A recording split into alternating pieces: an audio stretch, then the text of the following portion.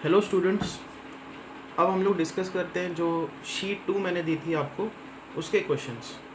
Question number 6, वहाँ पे हमारे पास क्वेश्चन में बहुत सारे नंबर्स दिए हुए हैं, हमको रैशनल या इरेशनल बताना है और ऑप्शंस में भी कुछ नंबर्स दे के रखे हैं। तो हम लोग क्या करेंगे कि सारे के सारे जो नंबर्स दिए हुए हैं क्वेश्चन में, ऑप्शंस में, उनको डिस्कस करते हैं कि कौन सा नंबर रैशनल है, कौन सा इरेशनल है। तो पहला नंबर जो हम लोग लेते हैं that is square root of pi square. Square root और ये स्क्वायर कैंसिल आउट होगा and will get pi. Pi हमको पता है ये एक इरेशनल नंबर है। इरेशनल नंबर क्या होते हैं कि अगर आप उनका डेसिमल एक्सपांशन लिखो तो एक तो डेसिमल एक्सपांशन कभी ख़त्म ही नहीं होती, इट इज़ इन्फिनिट टर्म्स होते हैं उसके डेसिमल एक्सपांशन में, और रिकरिंग नहीं होती, मतलब कोई भी एक ब्लॉक है वो रिपीट नहीं होता। तो फॉर एग्जांपल आप एक इरेशनल नंबर क्या ले सकते हो, देखो ऐसे 2.01, फिर 001, 000 एंड देन 1। कोई भी एक फिक्स ब्लॉक नहीं है जो रिपीट हो रहा है, तो ये एक इरेशनल नंबर है, इसमें इन्फिनिट टर्म्स है। जबकि आप अगर ऐसा लेते हो 2.01, 01, 01, 01, ये एक रैशनल नंबर है। ये चीज़ें आपने स्टडी की है 9th-10th स्टैंडर्ड में।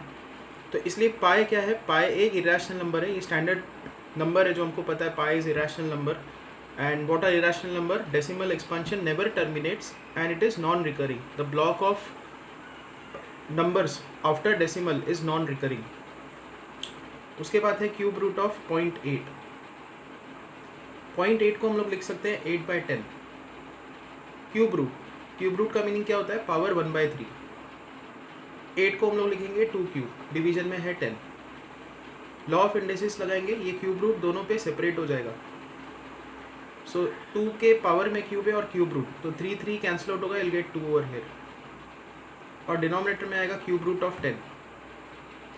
जहाँ कहीं भी कोई नंबर आप इवेल्युएट नहीं कर सको, मतलब क्यूब रूट या स्क्वायर रूट के अंदर नंबर फंस गया हो, such kind of arrangements form irrational number. ये एक इरेशनल नंबर है।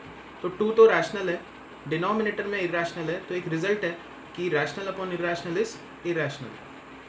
तो ये नंबर भी इरेशनल नंबर है। Third, fourth root of 0.00016। फिर हम लोग यहाँ पे डेसिमल पॉइंट्स एडजस्ट करेंगे। इस नंबर को हम लोग ऐसा लिखेंगे 1 2 3 4 5। 5 से हमको आगे शिफ्ट करना पड़ा डेसिमल, तो डिनोमिनेटर में आएगा 10⁵, पावर 1/4, क्योंकि फोर्थ रूट है तो यहाँ पे आएगी पावर 1/4। 16 को हम लोग लिखेंगे 2⁴, 10⁵। इसका 10⁴ का पावर अलग कर देंगे, 10 का पावर अलग कर देंगे, तो 10⁵ को ऐसा ब्रेक करेंगे, और अब पावर में है 1/4। तो 2 की पावर में ये 4 और ये 4 कैंसिल आउट होगा, डिनोमिनेटर में भी 10 की पावर में ये 4 और ये 4 कैंसिल आउट होगा, तो आपके पास आंसर ये बचेगा, ऊपर 2 नीचे 10, और फिर ये जो बचा हुआ 10 है इस पर फोर्थ रूट लग जाएगा, फोर्थ रूट ऑफ 10।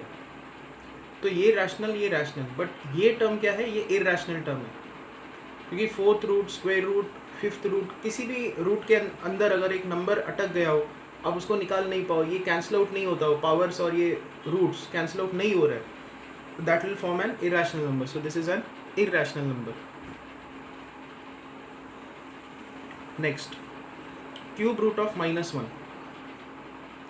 अब देखो क्यूब रूट, -1 को हम लोग लिख सकते हैं -1 द होल क्यूब, क्योंकि -1 का क्यूब -1 ही आता है, तो इस -1 को ऐसे लिखा जा सकता है।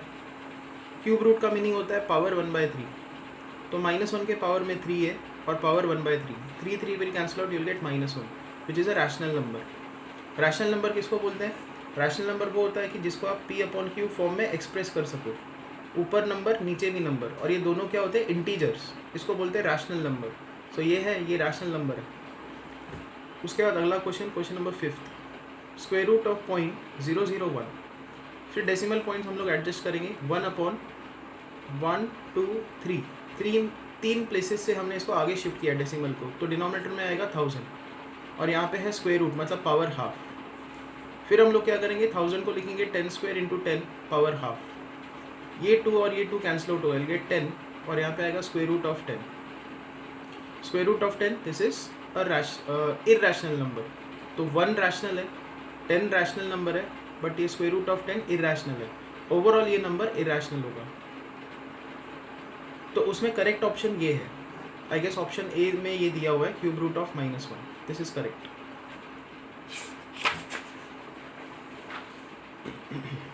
Seventh question,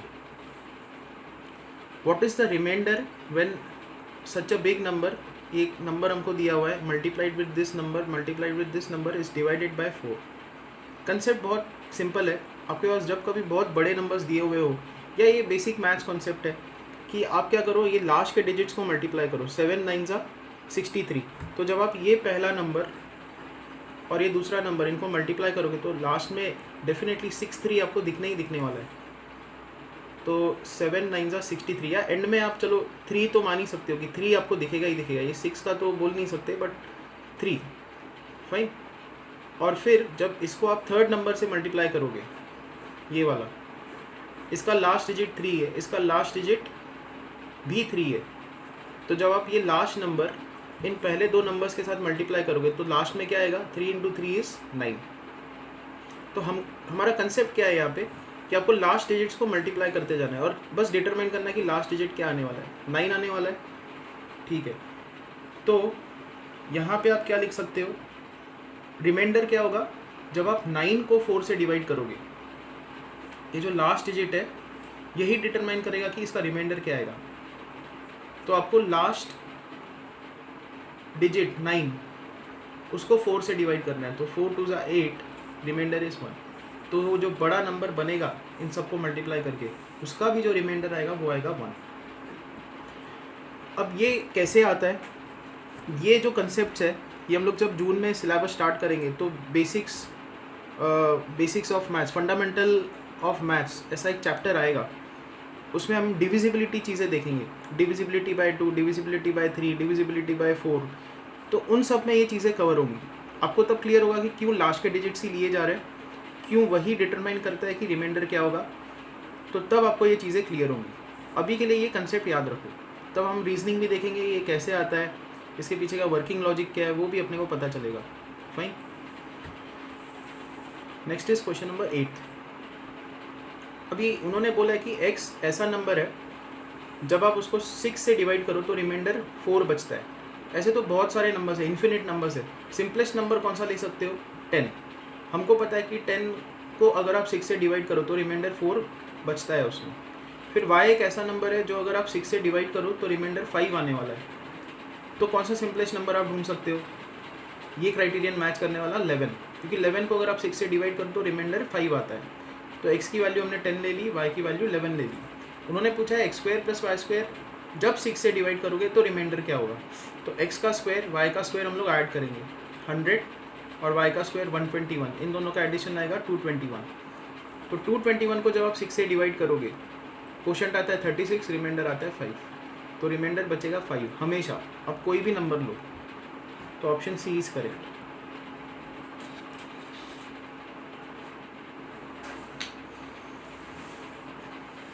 next is 9th, find greatest number less than 1 lakh. 1 के आगे 5 zeros है, डिविजिबल बाय 38, 60 एंड 64। बहुत बड़ा नंबर आपको निकालना है जो इन तीनों से डिविजिबल हो और इस नंबर से लेस हो। तो ये किसकी बात कर रहे हैं, ये एलसीएम की बात कर रहे हैं, लीस्ट कॉमन मल्टीपल की बात कर रहे हैं कि वो इसका भी मल्टीपल होगा, इसका भी मल्टीपल होगा, इसका भी मल्टीपल होगा। और फिर एलसीएम का कंसेप्ट यहाँ पे लगेगा क्योंकि वो डिविजिबल होना चाहिए इससे भी, इससे भी, इससे भी। एलसीएम ही वो नंबर होता है और एलसीएम के भी मल्टीपल्स वो नंबर होते हैं कि जहाँ पे वो इससे भी डिविजिबल होंगे, इससे भी एंड इससे भी। सी फॉर एग्जांपल मान लो 2, फिर 7 और 10, कौन सा नंबर है जो तीनों से डिविजिबल है, तो आपको इनका एलसीएम निकालना पड़ेगा। एलसीएम कैसे निकालते हैं, 2 का फैक्टराइजेशन लिखो, एक ही फैक्टर आएगा 2, 7 का फैक्टराइजेशन लिखो 7 और 10 का फैक्टराइजेशन लिखो 5 × 2। तो आपको क्या करना है, यहाँ पे इंटू 2⁻0 लिख दो, इंटू 5⁻0 लिख दो, इंटू 7⁻0, इंटू 5⁻0। और यहाँ पे इंटू 7/0। तो तीनों जो नंबर्स है जिनका हमको एलसीएम निकालना है उसमें 257 तीनों फैक्टर्स दिख रहे हैं। अब 2 की मैक्सिमम पावर नीचे लिख दो। 2 की मैक्सिमम पावर यहाँ पे कितनी दिख रही है, 1 दिख रही है, यहाँ पे भी 1 है तो 2 की पावर 1। उसके बाद 7 की मैक्सिमम पावर कितनी दिख रही है, यहाँ पे 7/0 7/0 7/1 तो 7/1। और फिर 5 की मैक्सिमम पावर कितनी दिख रही है, यहाँ पे 5/0 5/0 यहाँ पे 5/1। तो ये इनका एलसीएम है।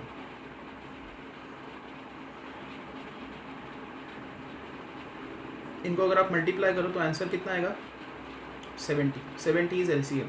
तो 70 2 से भी डिविजिबल है, 77 से भी डिविजिबल है, 70 10 से भी डिविजिबल है। अगर मान लो मैं आपको ऐसे पूछूं कि आप 200 से कम नंबर बताओ, 200 से छोटा नंबर बताओ जो इन तीनों से डिविजिबल हो, तो क्या करोगे आप, ये 70 के मल्टीपल्स लगाना स्टार्ट करोगे। तो 70 का मल्टीपल 70, 70 का सेकेंड मल्टीपल 140, 70 का थर्ड मल्टीपल 210। बट हमको तो 200 से छोटा नंबर चाहिए था, ये तो बढ़ गया। तो 200 से जस्ट छोटा नंबर जो इन तीनों से डिविजिबल हो उसका आंसर होगा 140। यही कंसेप्ट हमको यहाँ पे लगाना है इस सम में। तो हमको क्या करना है कि 1000000 से छोटा नंबर बताना है जो इन तीनों से डिविजिबल हो। तो पहले हम इनका एलसीएम निकालेंगे। तो 38 का प्राइम फैक्टराइजेशन 2 × 19, 60 का प्राइम फैक्टराइजेशन 5 3 2 स्क्वायर, 64 का प्राइम फैक्टराइजेशन 2⁻6। इनका एलसीएम निकालेंगे। तो तीनों में 2 की पावर दिख रही है, 2 की मैक्सिमम पावर 6 है तो 2⁻6 लिखेंगे।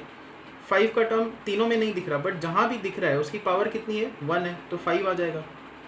फिर यहाँ पे तीनों में 3 की पावर सब में नहीं दिख रही, बट 3 यहाँ पे दिख रहा है तो 3 की पावर 1। और कौन सा प्राइम फैक्टर आपको दिख रहा है, 19 दिख रहा है। 19 इन दोनों में नहीं है, बट 19 की पावर 1 है तो 19 नीचे आ जाएगा। This is the LCM. जैसे मैंने इस एग्जांपल में यहाँ पे किया, आप वो भी कर सकते हो। हर किसी में हर प्राइम फैक्टर अपने को दिखना चाहिए। जहाँ पे जो प्राइम फैक्टर नहीं है उसकी पावर 0 लगा दो और फिर मैक्सिमम पावर नीचे लगाते जाओ और मल्टीप्लाई करो।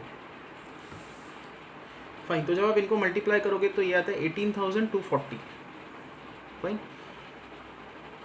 तो अब करके देखते हैं, अगर आप इस नंबर को 4 से मल्टीप्लाई करते हो, 4 के अभी देखो डेफिनेटली ये नंबर क्या है, ये डिविजिबल होगा 38 से, 60 से एंड 64 से, तीनों से डिविजिबल है क्योंकि ये एलसीएम है उनका। तो डेफिनेटली इसका डबल मल्टीपल, इसका 4 टाइम्स, इसका 5 टाइम्स, वो भी इन तीनों से मल्टीप्लाई डिविजिबल होगा। तो हम लोग इस नंबर को 4 से मल्टीप्लाई करेंगे, ये आंसर आता है। तो ये उस नंबर से कम है जो 100,000 100,000 जो दिया हुआ है इससे कम है। ओके, ये भी क्राइटेरियन मैच कर रहा है। उसके बाद अगर आप इस नंबर को 5 से मल्टीप्लाई करो तो ये नंबर आता है 91,200, ये भी इस नंबर से कम है। तो दोनों नंबर्स कम है। उसके बाद 18240 जो हमारा एलसीएम आया उसको 6 से मल्टीप्लाई करो तो ये नंबर आता है। अब ये प्रॉब्लमैटिक है, ये इससे एक्सीड कर गया तो ये अपने को नहीं चाहिए।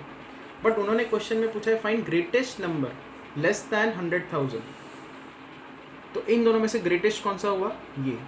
तो ये आंसर है इसका।